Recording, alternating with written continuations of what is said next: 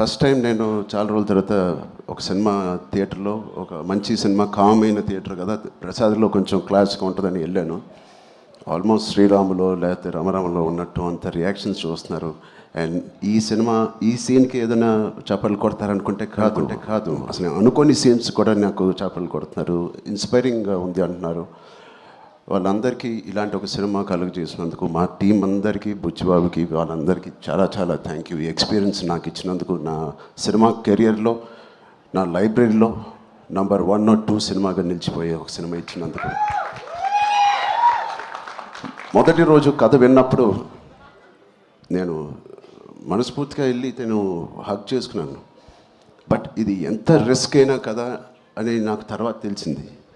ఇది ఎట్టైనా పోవచ్చు, బట్ ఆడియన్స్ని ఆడియన్స్ రియాక్షన్ చూస్తామంటే, వాళ్ళు రిసీవ్ చేసుకున్న విధానం చూస్తామంటే, మనస్ఫూర్తిగా ఎవడైనా ఏదైనా పని చేస్తే, కష్టపడి మనస్ఫూర్తిగా స్వచ్ఛమైన మనసుతో పని చేస్తే, అది రేజర్ ఎడ్జ్ కాదు, అది పక్క కమర్షియల్ సేఫ్ జోన్ సినిమా కాదు, ఏదైనా ఖచ్చితంగా హిట్ అవ్వాల్సిందే. అలాంటి హిట్ మాకు ఇచ్చి నిరూపించినందుకు మా ఎఫర్ట్ అందరికీ.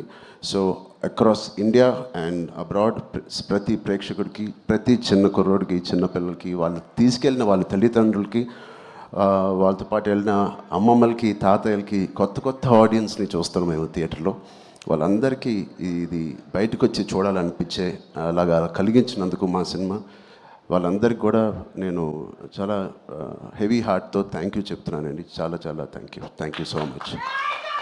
అండ్ ఇలాంటి సినిమాకి జగపతి గారు చెప్పినట్టు ఇక్కడ బిగ్గెస్ట్ సపోర్ట్ అనేది వేలాది మందికి, కోట్లాది మందికి చేర్చేది మన మీడియా మిత్రులే.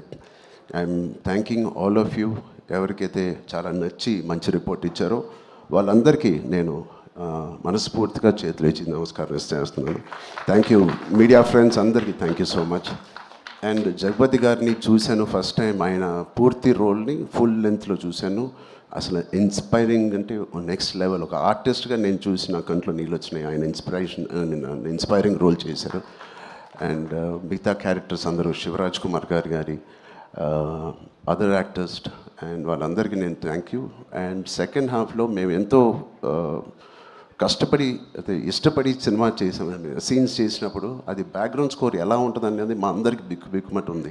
బట్ ఆబ్వియస్లీ అది వేరే స్థాయికి మా పర్ఫార్మెన్స్ కానీ మా ఎఫర్ట్స్ని తీసుకెళ్ళిన రెహమాన్ గారికి, సార్ ఎక్కడున్నా సార్, రొంబ నండ్రి సార్, రొంబ థ్యాంక్ యూ. మీకు చాలా చాలా చాలా రుణపడి ఉంటాం. Thank you so much for being part of this. And మా సతీష్ గారికి ఫస్ట్ టైం ఇంత పెద్ద భారీ సబ్జెక్టు, ఇంత పెద్ద భారీ బడ్జెట్ తీసుకొని మాకు ఏ రోజు కూడా ఒక్క నొప్పి కూడా, లేకపోతే ఆయన కష్టం కూడా తెలియకుండా మాకు సరదాగా హ్యాపీగా 185 days షూటింగ్ చేస్తే, 185నా 285 ఎన్ని రోజులు షూటింగ్ చేసాం?